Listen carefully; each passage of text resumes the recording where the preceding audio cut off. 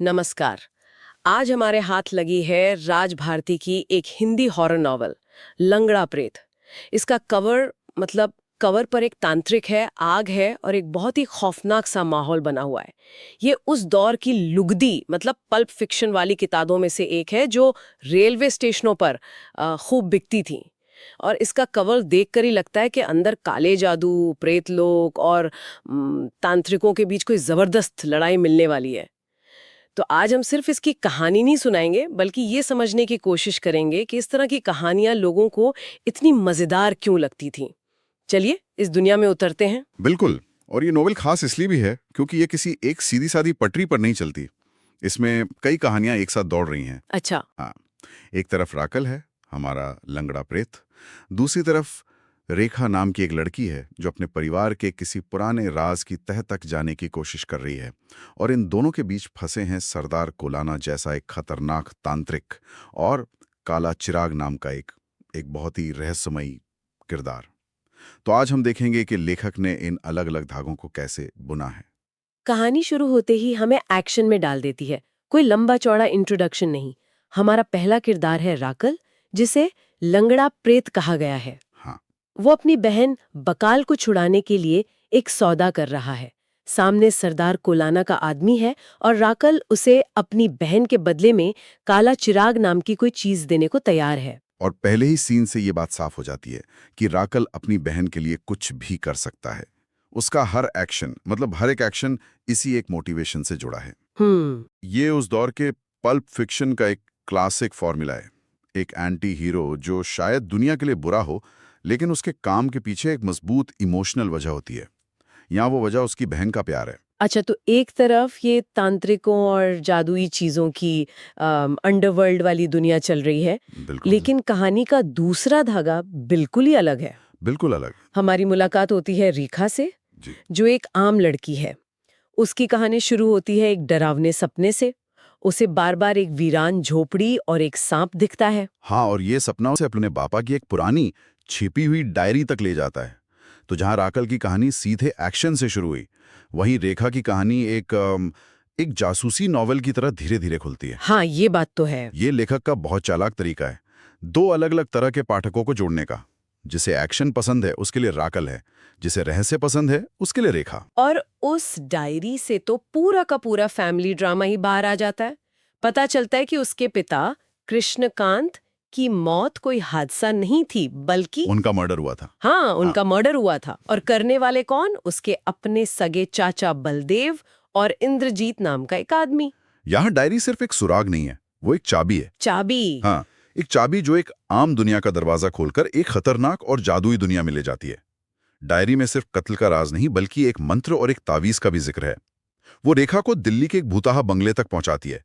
तो एक बहुत ही पर्सनल चीज, उसके पिता की डायरी, उसे एक बहुत बड़े और अलौकिक खतरे की तरफ धकेल रही है। तो हमारे पास ये दो बिल्कुल अलग अलग ट्रैक चल रहे हैं। एक तरफ रैकल का अंडरवर्ल्ड ड्रामा, दूसरी तरफ रेखा की पारिवारिक मिस्ट्री। पहली नजर में लगता है कि इनका आपस में कोई लेना देना नहीं हो सकता, लेकिन फिर कहानी एक ऐसा कनेक्शन सामने लाती है जो सब कुछ उलझा देता है। और वो कनेक्शन है इंद्रजीत। सही पकड़ा, इंद्रजीत, जिसने रेखा के पिता के कत्ल में मदद की थी। हाँ। वो असल में राकल का कैदी है। उसे राकल ने अपनी बहन बकाल के साथ ही कैद कर रखा है।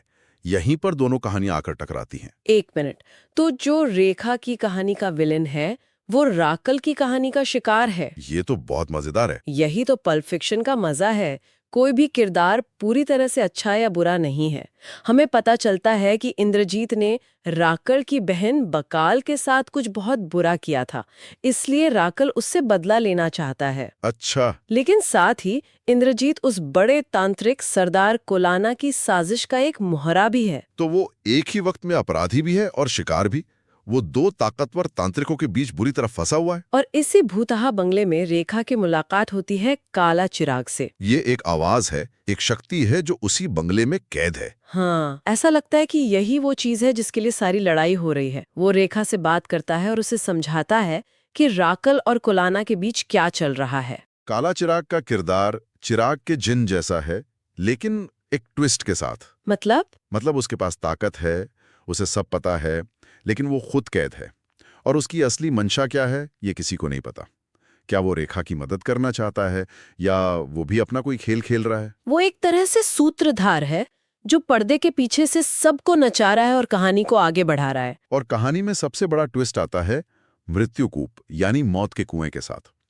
इंद्रजीत किसी तरह राकेल की कैद से छूटकर रेखा से मिलता है, लेकिन उसे बचाने के बजाय वो अपनी ही बहन को एक कुएं में फेंक देता है। हाँ, ये बात बिल्कुल हजम नहीं होती। मतलब कोई भाई अपनी बहन को बचाने के लिए उसे मौत के कुएं में क्यों फेंकेगा? ये तो पागलपन लगता है। ये पागलपन ही लगता है।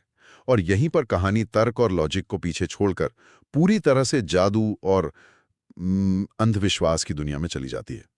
इंद्रजीत ये काम काला चिराग के कहने पर करता है। अच्छा। किरदारों के पास कोई और रास्ता नहीं बचा है। वो इतने हताश हो चुके हैं कि वो एक रहस्यमयी आवाज पर भरोसा करने को तैयार हैं। तो ये मृत्युकूप असल में है क्या? वो सिर्फ एक कुआं नहीं है, वो एक पोर्टल है, एक दुनिया से दूसरी दुनिया में जाने का रास्ता। ओहो। और ये लेखक का एक बहुत चालाक दाव है। इसके जरिए वो कहानी के स्केल को अचानक बहुत बड़ा कर देते हैं।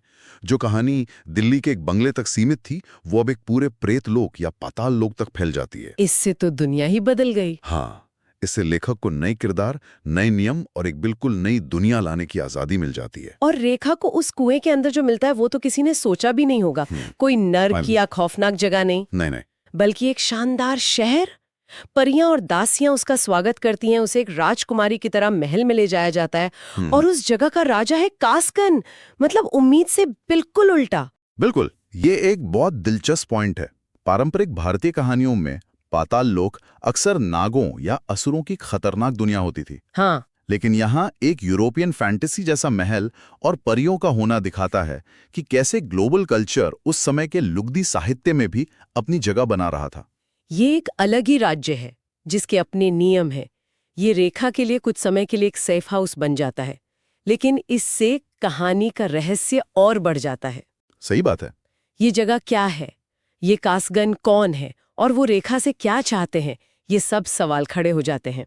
तो जब रेखा इस दूसरी दुनिया में राजकुमारी बनकर रह रही है, तब धरती पर असली लड़ाई अपने भयानक अंत की तरफ बढ़ रही है। हाँ, सरदार कोलाना का असली प्लान सामने आता है।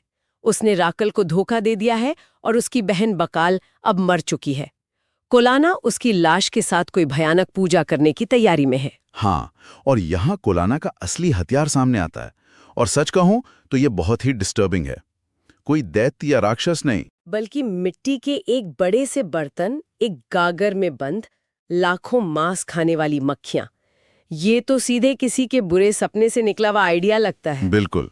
कोलाना इंद्रजीत को एक रेगिस्तान में ले जाता है और उस गागर को खोल देता है। नॉवेल में इसका वर्णन बहुत ही विभत्स है। लाखों भूखी मक्खियां इंद्रजीत पर टूट पड़ती हैं और उसे जिंदा खाने लगती हैं। ओह। ये शुद्ध लुगदी हॉरर है। इसका मकसद पाठक को डराना नहीं, बल्कि उसे एक झटका देना, उसे एक घिन महसूस कराना है। ये दिखाता है कि सरदार कोलाना कितना क्रूर और कितना खतरनाक है। लेकिन यहाँ भी एक ट्विस्ट है। ये मक्खियां बेकाबू हो जाती हैं। हाँ, और ये क्लासिक सबक है। खलनायक जिस बुराई को दुनिया पर छोड़ता है, अंत में वही बुराई उसे खा जाती है। इंद्रजीत को खत्म करने के बाद वो मक्खियां अपने ही मालिक सरदार कोलाना पर हमला कर देती हैं और उसका भी वही हश्र करती हैं। क्या बात है। उसने जिस शक्ति को उजागर किया वही उसे निगल गई। और आखिर में असली खिलाड़ी सामने आता है, काला चिराग। हाँ, पता चलता है कि ये सारा खेल उसी का रचाया हुआ था। उसने कोलाना को खत्म करवाने और खुद को आजाद कराने के लिए ही सबको इस्तेमाल किया। राइकल अपनी बहन के गम में डूबा हुआ है और कहानी एक बहुत ही अजीब मोड़ पर खत्म होती है। इंद्रजीत, जिसे मक्खियां खा गई थीं, वो चमत्कारिक रूप से जिंदा है। हाँ, और वो रेखा को खोजने के लिए उसी मृत्युकूप में जाने का फैसला करता है। तो इस सब का क्या मतलब निकालें? ये कहानी एक बदले की कहानी की तरह शुरू होती है, फिर एक जासूसी कहानी बनती है, फिर एक हॉरर कहानी और अंत में एक पूरी फैंटेसी दुनिया में पहुंच जाती है। ये उस दौर के पल्प फिक्शन का बेहतरीन उदाहरण है, जहां लेखक पाठक को हर पन्ने पर एक नया झटका देने की कोशिश करता था। बिल्कुल, ये कहानी एक मसाला फिल्म की तरह है। इसमें एक्शन, इमोशन, हॉरर, मिस्ट्री सब कुछ है। लेकिन इसकी सबसे आकर्षक बात है किरदारों का ग्रे होना। कोई भी पूरी तरह से हीरो या विलन नहीं है। राखकल, हमारा लंगड़ा प्रेत, एक अपहरणकर्ता और शायद कातिल भी है, लेकिन हम उससे नफरत नहीं कर पाते क्योंकि हम जानते हैं कि वो ये सब अपनी बहन के लिए कर रहा है। और इंद्रजीत, उसने धोखा दिया, कत्ल में साथ दिया, लेकिन कहानी के अंत तक आते आते हम उसके लिए भी बुरा महसूस करने लगते हैं क्योंकि वो भी एक मोहराई था। सही बात। और काला चिराग जो आखिर में जीतता है, वो तो सबसे बड़ा धोखेबाज है। वो सबकी मदद करने का नाटक करता रहा, लेकिन असल में वो सिर्फ अपनी आज़ादी के लिए काम कर रहा था। ये किरदार हमें ये सोचने पर मजबूर करते हैं कि क्या सही है और क्या गलत। तो कहानी जहां खत्म होती है वो अपने पीछे एक बहुत बड़ा सवाल छोड़ जाती है। इंद्रजीत अपने गुनाहों का पछतावा करने और शायद रेखा के लिए प्यार की तलाश में उस मृत्यु कूप में कूद जाता है। और यही सवाल पाठक के मन में रह जाता है, क्या वो पाताल लोक वाकई एक दूसरी दुनिया है, एक दूसरा मौका देने की जगह है, जैसा कि वो रेखा के लिए बनी और शायद अब इंद्रजीत के लिए भी बनेगी, या फिर वो भी सिर्फ एक और ज्यादा खूबसूरत दिखने वाला पिंजरा है जिसके अपने खतरे और अपने नियम हैं।